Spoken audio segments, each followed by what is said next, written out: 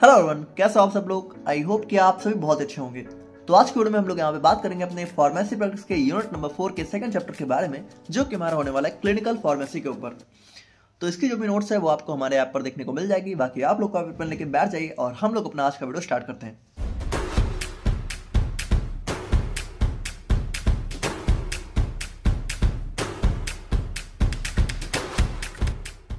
तो देखो, बात करें हम लोग यहाँ पे क्लिनिकल फार्मेसी के बारे में, तो अगर हम लोग यहाँ पे वर्ड सही देखें तो जो हमारा फार्मेसी वर्ड है, ठीक है, तो फार्मेसी से हम लोग समझ रहे हैं कि दवाओं की डिस्पेंसिंग वगैरह हो गया। अब यहाँ पे क्लिनिकल का मतलब क्या होता है? क्लिनिकल का मतलब होता है हमारे पेशेंट की डायरेक्ट ट्रीटमेंट से, ठीक है, कि पेशेंट की ट्रीटमेंट से। अब आपको पता है कि जो पेशेंट की ट्रीटमेंट है उसमें जो मेजर रोल प्ले करता है वो कौन होता है? वो हमारे डॉक्टर होते हैं, है ना। डॉक्टर ही अपना मेजर रोल प्ले करते हैं। लेकिन यहाँ पर जो फार्मासिस्ट है वो भी यहाँ पे डॉक्टर के साथ मिलके पेशेंट की इफेक्टिव ट्रीटमेंट केयर में बहुत मेजर रोल प्ले करते हैं। और इसी चीज को हम लोग यहाँ पे क्लिनिकल फार्मेसी में पढ़ने वाले हैं। यानी क्लिनिकल फार्मेसी का ये मतलब होता है कि जो फार्मासिस्ट है उसका सिर्फ ये काम नहीं है कि वो दवा को डिस्पेंस करे, बल्कि उसका काम ये भी है कि वो यहाँ पे डॉक्टर के साथ मिलकर पेशेंट की एक इंडिविजुअलाइज्ड थेरेपी डिजाइन करे। मतलब हर पेशेंट के लिए एक स्पेसिफिक ट्रीटमेंट डिजाइन किया जाए ताकि एक बेस्ट आउटकम हमें देखने को मिले ट्रीटमेंट का। तो यहाँ पे देखिए वही चीज है कि clinical pharmacy is the branch of pharmacy that focuses on safe, effective and rational use of medicine for individual patient.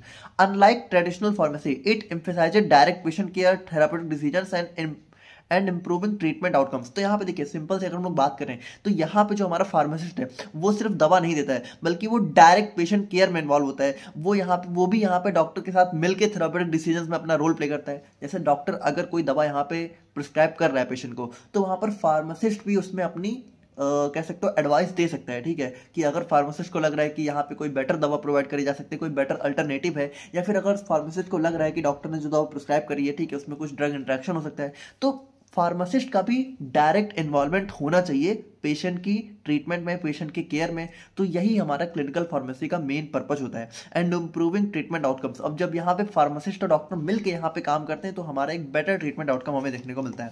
अगर हम लोग यहाँ पे कॉन्सेप्ट की बात करें क्लिनिकल फार्मेसी के, तो कोर कॉन्सेप्ट इसका यही है कि pharmacist are not just medicine suppliers but active participant in patient care. तो यहाँ पे वही चीज है कि फार्मासिस्ट से मेडिसिन को सप्लाई नहीं करता है, बल्कि पेशेंट केयर में वो भी एक एक्टिव पार्टिसिपेंट होता है डॉक्टर के साथ, ठीक है। तो की आइडियाज अगर हम लोग यहाँ पे देखें कि क्या क्या चीजें हैं, तो यहाँ पे देखिए जो फार्मासिस्ट है जब वो डॉक्टर के साथ मिलकर यहाँ पे काम करेंगे तो यहाँ पे एक सेफ इफेक्टिव मेडिकेशन यूज यहाँ पे इंश्योर हो सकेगा। क्योंकि देखिए एक फार्मासिस्ट ही होना चाहिए जिसको दवा की सबसे ज्यादा नॉलेज होती है, ठीक है, तो ऐसा होना चाहिए।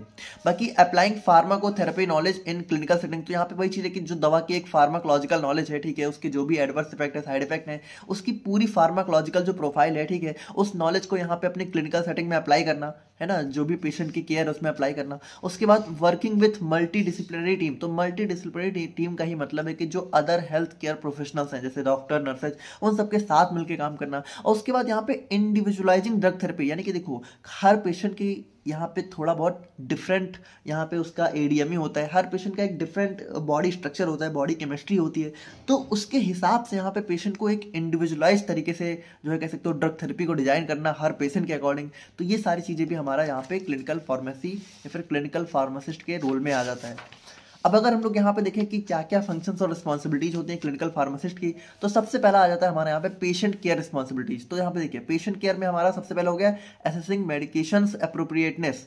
तो देखो असेसिंग मतलब कि यहाँ पे आकलन करना, और मेडिकेशन एप्रोप्रिएटनेस मतलब कि जो भी मेडिसिन यहाँ पे दी जा रही है वो एप्रोप्रिएट है कि नहीं है, कहीं ऐसा तो नहीं है कि कुछ भी मेडिसिन यहाँ पे दी जा रही है जो कि सही भी ना हो।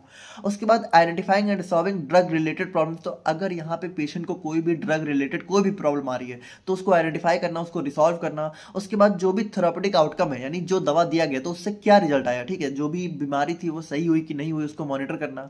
उसके बाद यहाँ पे पेशेंट को एजुकेट करना, ठीक है, दवा के रिलेटेड कि दवा किस लिए दी जा रही है, ये सारी चीजें हमने ऑलरेडी पढ़ी हुई हैं। उसके बाद एंश्योरिंग एडहेरेंस टू थेरेपी, तो यहाँ पे जो पेशेंट है वो यहाँ पे थेरेपी को बहुत अच्छे से फॉलो करे, है ना, दवा को बिल्कुल मिस ना करे, तो इसको भी एंश्योर करना, ये भी हमारा फार्मासिस्ट का काम हो जाता है। और अगर हम लोग यहाँ पे देखें तो कोलैबोरेटिव रिस्पॉन्सिबिलिटीज, तो यहाँ पे क्या होता है कि जो क्लिनिकल फार्मासिस्ट है वो डॉक्टर्स और नर्सेज के साथ मिलकर काम करता है वार्ड राउंड, यानी कि जब भी यहाँ पे डॉक्टर क्या होता है वार्ड राउंड लगाते हैं, जैसे डॉक्टर क्या होता है कि पूरे टाइम यहाँ पे जैसे जो भी पेशेंट एडमिट होते हैं, ठीक है, तो उनको देखने के लिए सुबह या शाम में डॉक्टर्स क्या होता है एक वार्ड राउंड लगाते हैं, तो हर एक पेशेंट को वहाँ पे देखते हैं।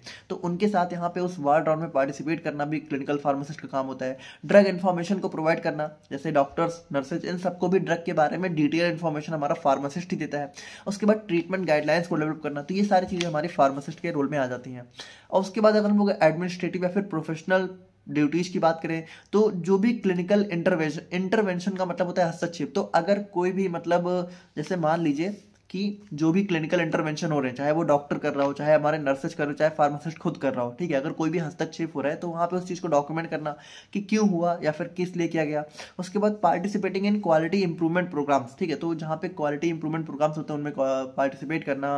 रैशनल ड्रग यूज को, यानी सही तरीके से और जरूरी जो दवा जरूरी है उन्हीं ड्रग को यूज करना, उसको इंश्योर करना। उसके बाद यहाँ पे फार्मा को विजिलेंस प्रोग्राम में पार्टिसिपेट करना। तो इन सभी में भी हमारा क्लिनिकल फार्मासिस्ट अपना रोल प्ले करता है।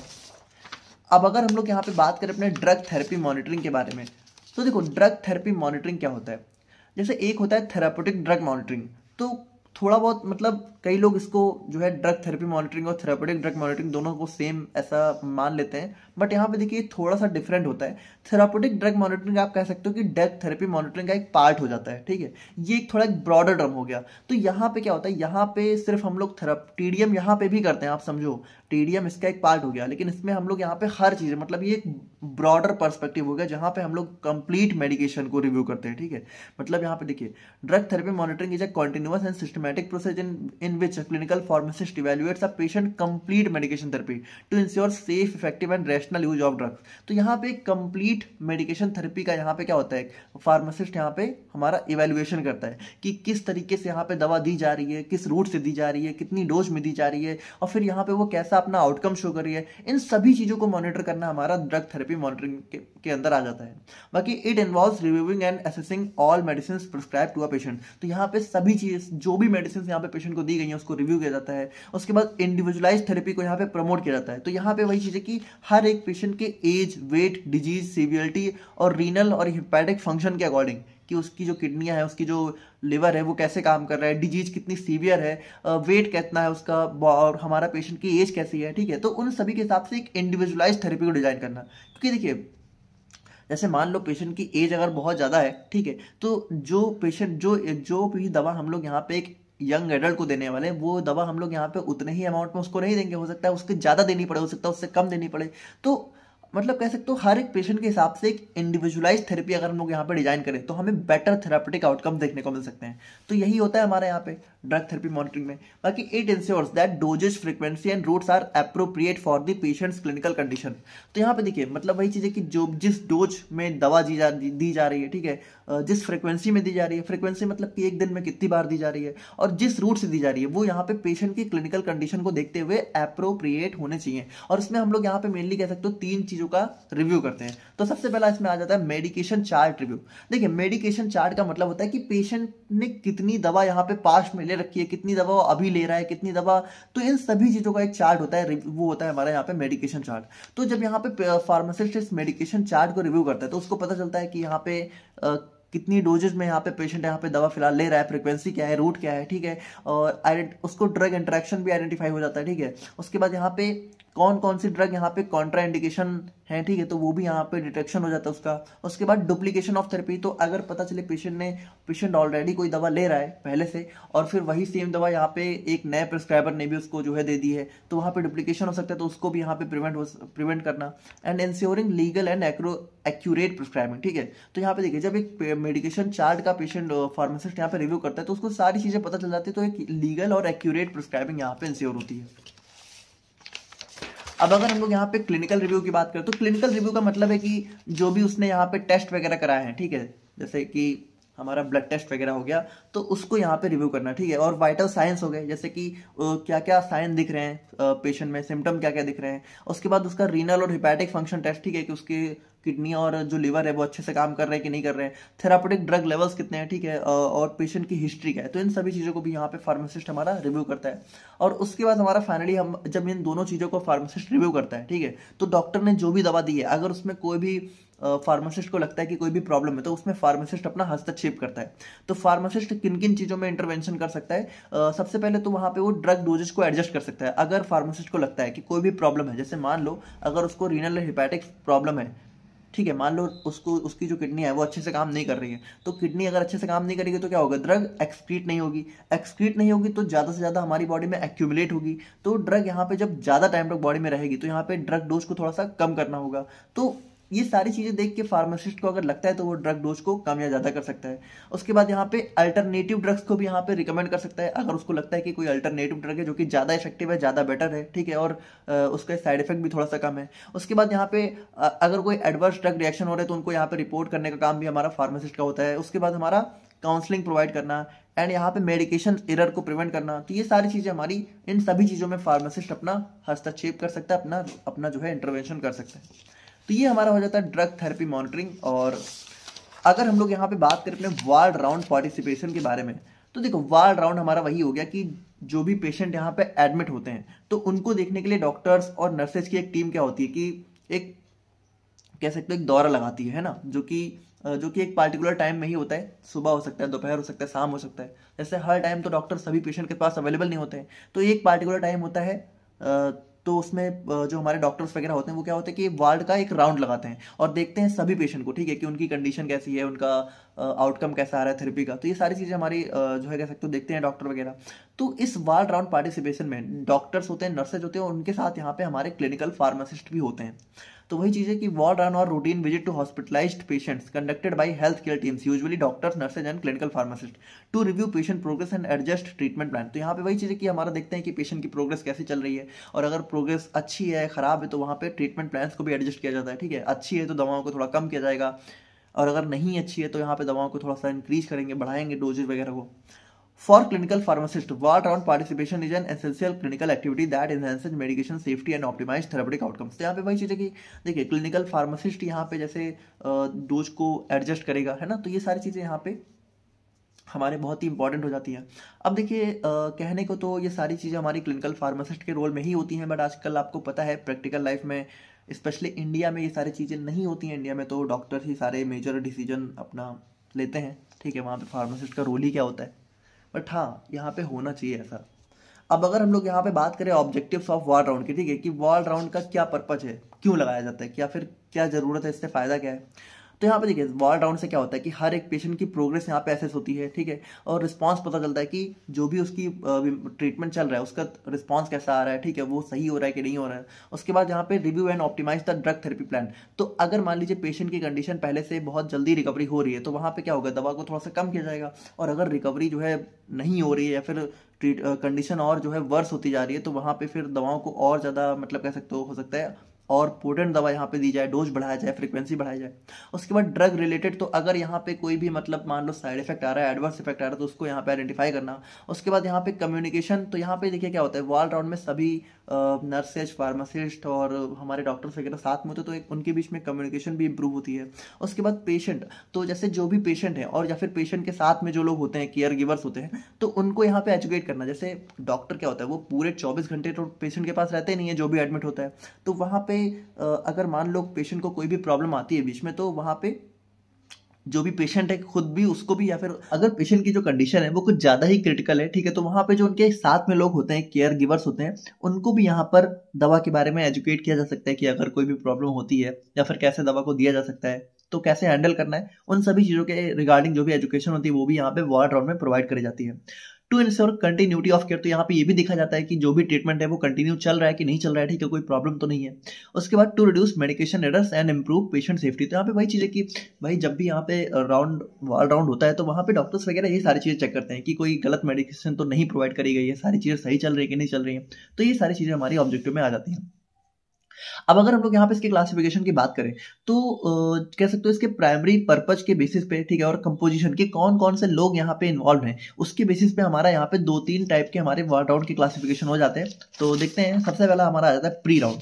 तो देखिए प्री राउंड में क्या होता है कि ये हमारे टाइप का कह सकते हो प्रीलिमिनरी राउंड होता है, जहां पे हमारे क्या होते हैं कि जूनियर डॉक्टर्स, मतलब आप ऐसा समझे कि जो सिर्फ एमबीबीएस डॉक्टर्स होते हैं, जिन्होंने अभी कोई भी पीजी वगैरह नहीं किया होता है, ठीक है, तो वो यहाँ पे हमारा जो है जब राउंड लगाते हैं तो ये हमारा होता है प्री राउंड, ठीक है। तो यहाँ पे हमारे जूनियर डॉक्टर्स या फिर हमारे मेडिकल स्टूडेंट, मतलब कि रनिंग हमारे एमबीबीएस स्टूडेंट भी हो सकते हैं before the main ward round. तो ये हमारा मेन वार्ड राउंड के पहले लगाया जाता है। The focus is on gathering patient information, reviewing test result and preparing for discussion with senior staff, ठीक है। तो यहाँ पे हमारा कह सकते हैं एक पेशेंट की इन्फॉर्मेशन वगैरह ली जाती है। अब यहाँ पे सेकंड हमारा हो सकता है रजिस्ट्रार या फिर रेसिडेंट राउंड। अब देखिए रजिस्ट्रार या फिर रेसिडेंट हमारे वो डॉक्टर्स होते हैं जिन्होंने यहाँ पे अपनी पीजी कंप्लीट कर ली होती है या फिर पीजी कर रहे होते हैं, ठीक है, ठीक है। यहाँ पे एमबीबीएस कंप्लीट कर लिया होता है या फिर एमबीबीएस कर रहे वाले डॉक्टर्स होते हैं, और यहाँ पे पीजी कंप्लीट कर ली होती है या फिर पीजी कर रहे डॉक्टर्स होते हैं, है ना। तो ये हमारे मतलब वही जो हमारे रजिस्ट्रार या रेजिडेंट डॉक्टर होते हैं उनके थ्रू लगाया जाता है। अब जरूरी नहीं है, जैसे डिपेंड करता है, हो सकता है कि सिर्फ प्री राउंड हो सकता है सिर्फ रजिस्ट्रार राउंड हो, ठीक है, कहीं कहीं दोनों भी हो सकते हैं। These round involve more detail patient assessment and management planning. They serve as an opportunity for junior doctor to present cases and receive guidance. तो यहाँ पे क्या होता है कि इन जो हमारे कह सकते हो रजिस्ट्रार होते हैं, इनके साथ हमारे कुछ जूनियर डॉक्टर्स भी हो सकते हैं। मतलब कि देखिए ये हमारे पीजी कोर्सेज वाले डॉक्टर्स हो गए और हमारे यूजी वाले भी हो सकते हैं इनके साथ।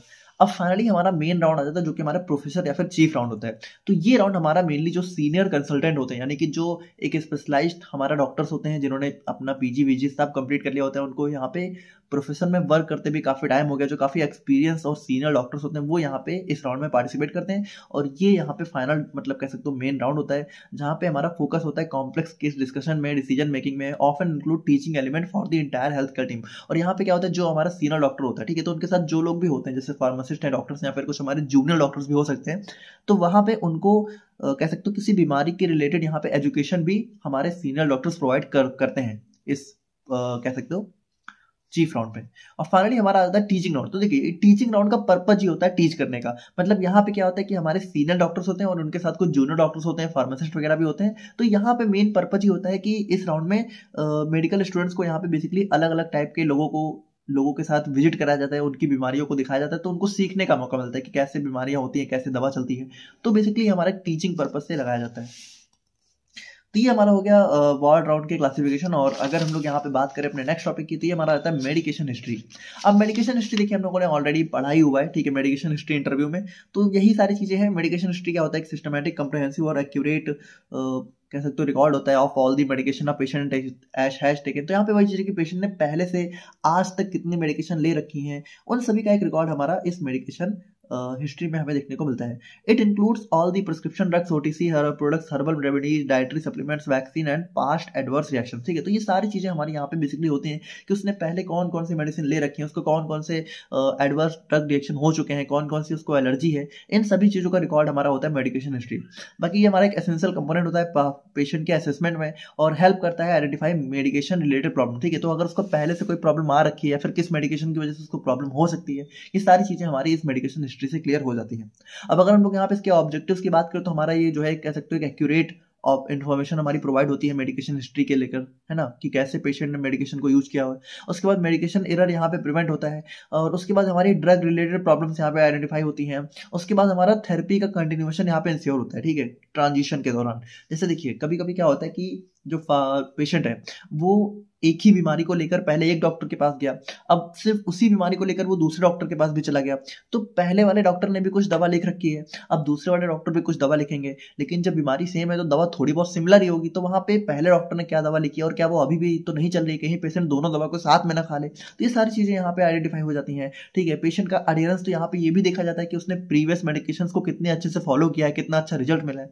उसके बाद यहाँ पे एलर्जी इंटॉलरेंस हो गया और उसको पहले कौन कौन से एडवर्स ड्रग रिएक्शन हो चुके हैं, नहीं हुए हैं, ये सारी चीजें हमारी इस मेडिकेशन हिस्ट्री में आइडेंटिफाई हो जाती हैं। और अगर हम लोग यहाँ पे कंपोनेंट की बात करें कि इसके अंदर क्या क्या चीजें चेक करी जाती हैं, तो चेक करा जाता है कि करंट, मतलब कि जो करंट प्रिस्क्रिप्शन है उसमें कौन कौन सी दवाएं हैं, ठीक है, कौन कौन सी ओवर द काउंटर ड्रग्स यहाँ पे पेशेंट ने ऑलरेडी पहले यूज करी हुई है, कौन कौन सी हर्बल और ट्रेडिशनल मेडिकेशन वो यहाँ पे यूज कर रहा है या फिर किया हुआ है, पास्ट मेडिकेशन क्या क्या रही है, वैक्सीनेशन हिस्ट्री क्या है, ठीक है, कितनी वैक्सीन लगी है, एलर्जीज कैसी हैं, कोई प्रीवियस एडीआर रिकॉर्ड है कि नहीं है, मेडिकेशन अडेरेंस पेशेंट के अंदर है कि नहीं है, पेशेंट मेडिकेशन को अच्छे से फॉलो करता है कि नहीं करता है, और उसके सोशल एंड लाइफस्टाइल फैक्टर्स क्या है, कहीं स्मोकिंग, एल्कोहल, इन सबसे तो नहीं है, मतलब एडिक्शन, ठीक है। तो ये सारी चीजें हमारी आ जाती हैं। अब अगर हम लोग यहाँ पे इसके इंपॉर्टेंस और सिग्निफिकेंस की बात करें तो भाई मेडिकेशन हिस्ट्री क्या होता है कि हमारा इंपॉर्टेंट होती है सेल्फ सेफ प्रिस्क्राइबिंग के लिए, क्योंकि देखिए जब पहले से उसकी सारी दवाओं का एक असेसमेंट होता है, हिस्ट्री होती है, तो उसको पता होता है फार्मासिस्ट को कि कौन सी दवा से इसको एडीआर हो सकता है, कौन सी दवा ड्रग इंटरेक्शन कॉज कर सकती है। तो वो सारी चीजें हमारे यहाँ पे एक सेफ प्रिस्क्राइबिंग होती है, और सभी चीजों को ध्यान में रखते हुए मेडिकेशन एरर अवॉइड होता है, ऑप्टिमाइज होती है थेरेपी, ठीक है। और ट्रांजिशन भी यहाँ पे मतलब कि अगर मान लीजिए पहले से भी कहीं दवा उसकी चल रही है तो वो भी यहाँ पे पता चल जाता है, ठीक है। तो ये हमारा हो जाता है इंपॉर्टेंस। और नेक्स्ट हम लोग यहाँ पे बात करें अपने फार्मास्यूटिकल केयर के बारे में। तो देखिए फार्मास्यूटिकल केयर नाम से हम लोग समझ सकते हैं कि यहाँ पे बेसिकली यहाँ पे भी हमारी जो है पेशेंट को एक केयर प्रोवाइड करी जाती है, ठीक है। मतलब ये एक रिस्पॉन्सिबल प्रोविजन होता है, ठीक है, ड्रग थेरेपी का by through therapy by the pharmacist for the purpose of achieving definite outcomes that improve a patient quality of life, ठीक है। तो यहाँ पे वही चीज़ है कि हमारा एक रिस्पॉन्सिबल प्रोविजन मतलब कह सकते हो एक स्टार्ट होता है, ठीक है, कि एक हमारा तरीका होता है, ठीक है, किसी चीज को करने का मतलब कह सकते हो एक मतलब स्टार्टिंग होती है, ठीक है, कि हमारा यहाँ पे ये एक ऐसा ही रूल्स एंड नियम्स होने चाहिए, ठीक है। मतलब देखिए प्रोविजन का वैसे तो प्रबंधन मतलब होता है, बट यहाँ पे आप थोड़ा समझना कि किस तरीके से बताया जा रहा है कि प्रोविजन का मतलब है कि ड्रग थेरेपी को स्टार्ट करने से पहले कौन कौन सी चीजें ध्यान में रखनी चाहिए, फिर कैसे स्टार्ट करना चाहिए, है ना। तो वो चीज यहाँ पे बोली जा रही है, ताकि यहाँ पे जो है एक डेफिनेट आउटकम, यानी कि जो चीज हमें चाहिए, जो चीज यहाँ पे तो हमें क्या चाहिए कि जो भी पेशेंट की बीमारी वो यहाँ पे सही हो जाए, उसकी क्वालिटी ऑफ लाइफ यहाँ पे इंप्रूव हो जाए। This approach emphasises patient centred care rather than product oriented service. और यहाँ पे देखिए फार्मास्यूटिकल केयर में क्या हमारा फोकस होता है कि हमारी पेशेंट सेंटर केयर हो, यानी कि पेशेंट हमारा मेन सेंटर होना चाहिए, हमारे प्रोडक्ट सेंटर नहीं होना चाहिए। हमें ये नहीं ध्यान देना कि हमें प्रोडक्ट को कितनी अच्छे से सेल करना है या फिर कौन से प्रोडक्ट हमारे अच्छे जाए, बल्कि पेशेंट हमारा जो है पेशेंट हमारा सेंटर होना चाहिए, ठीक है, केयर का। अगर हम लोग यहाँ पे बात करें अपने गोल की, तो गोल क्या होता है कि हमारा आइडेंटिफाई करना, प्रिवेंट करना और रिसॉल्व करना अगर कोई भी ड्रग रिलेटेड प्रॉब्लम है पेशेंट को, ठीक है। पेशेंट को रैशनल और सेफ मेडिकेशन जो है इंश्योर करना, रैशनल मतलब कि जो जरूरी हो, और ऑप्टिमल थेरापेटिक आउटकम को अचीव करना, ठीक है, कि बेस्ट रिजल्ट आ सके हमारा, पेशेंट की क्वालिटी ऑफ लाइफ यहाँ पे इंप्रूव हो, अदर हेल्थ केयर प्रोफेशनल्स के साथ मिल के काम करना। भाई देखिए जब सभी लोग मिलकर काम करते हैं, डॉक्टर, नर्सेज, फार्मासिस्ट, तो हमारा एक बेटर आउटकम देखने को मिलता है। उसके बाद हेल्थ केयर कॉस्ट को रिड्यूस करना, ठीक है, थ्रू ऑप्टिमाइज थेरेपी। अब अगर हम लोग यहाँ पे फार्मासिस्ट के रोल की बात करते हैं, फार्मासिस्ट सबसे पहले पेशेंट का हेल्थ स्टेटस यहाँ पे एसेस करता है, ठीक है। उसके बाद यहाँ पे ड्रग इन्फॉर्मेशन को प्रोवाइड करता है हमारे पेशेंट को, मेडिकेशन रिव्यू यहाँ पे कंडक्ट करता है। उसके बाद हमारा थेरापेटिक ड्रग लेवल्स, यानी कि ब्लड में ड्रग का लेवल कितना है उसको भी हमारा फार्मासिस्ट मॉनिटर करने का काम कर सकता है। उसके बाद मेडिकेशन एरर को प्रिवेंट करना, पेशेंट की काउंसलिंग मतलब वही पेशेंट को एजुकेट करना ड्रग के रिलेटेड।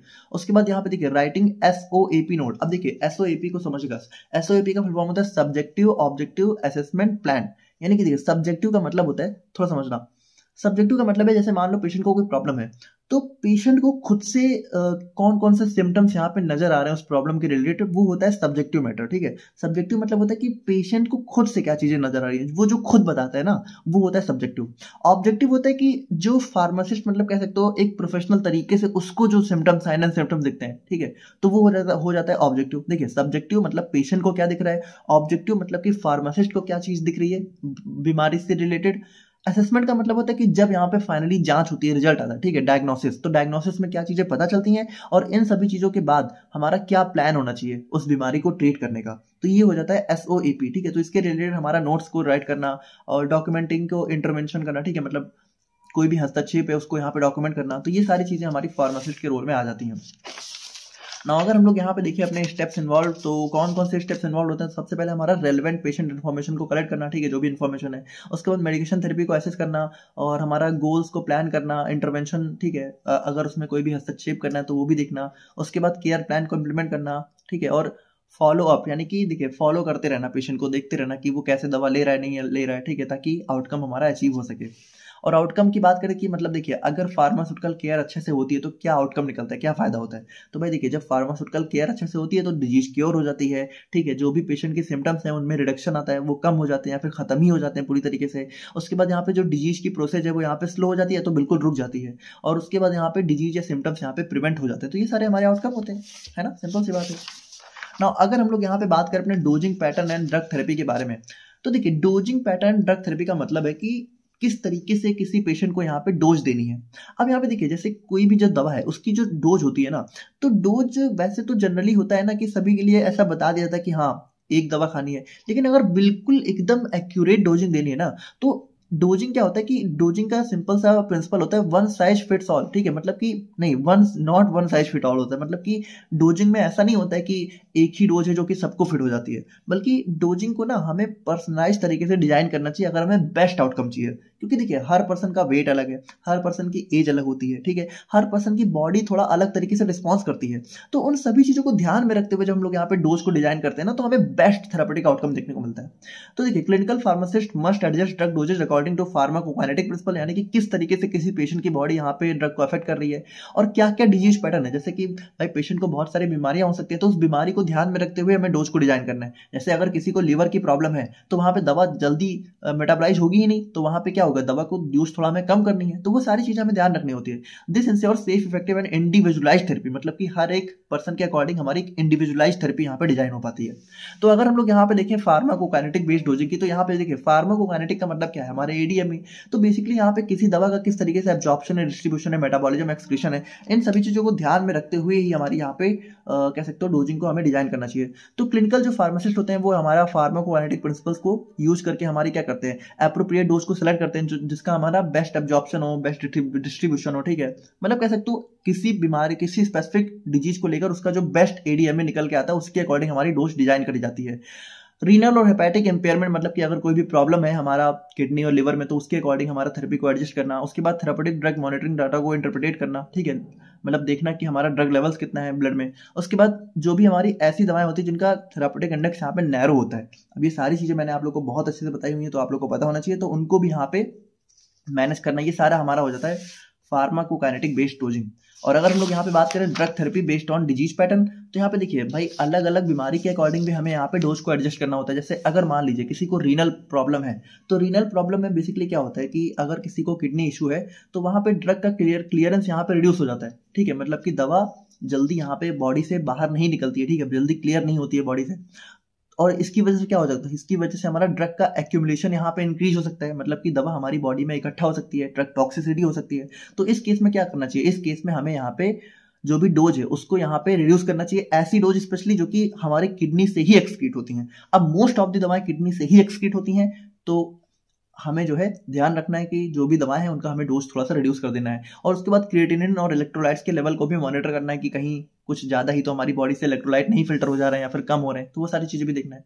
उसके बाद लिवर डिजीज, तो लिवर डिजीज में क्या होता है कि हमारा बेसिकली हो सकता है हमारा मेटाबॉलिज्म यहाँ पे स्लो हो जाए, ठीक है, अगर लिवर में कोई इशू है तो मेटाबॉलाइज अच्छे से नहीं होगी ड्रग, तो जब मेटाबॉलाइज ही नहीं होगी तो उसकी हाफ लाइफ बढ़ जाएगी, यानी हमारी बॉडी में ड्रग का टाइमिंग बढ़ जाएगा, तो जिसकी वजह से हमारी प्रोटीन बाइंडिंग भी यहाँ पे रिड्यूस हो सकती है। तो इन सभी चीजों को ध्यान में रखते हुए हमें सबसे पहले क्या करना चाहिए, हिपैटोटॉक्सिक ड्रग्स को अवॉइड करना चाहिए, यानी ऐसी ड्रग्स जो कि हमारा लिवर में प्रॉब्लम कॉज कर सकती हैं उनको तो सबसे पहले अवॉइड करना चाहिए। और उसके बाद यहाँ पे या तो हमें डोज को रिड्यूस कर देना है, ठीक है, जैसे मान लो 500 mg दे रहे थे तो हम लोग यहाँ पे उसको 250-300 mg कर देंगे।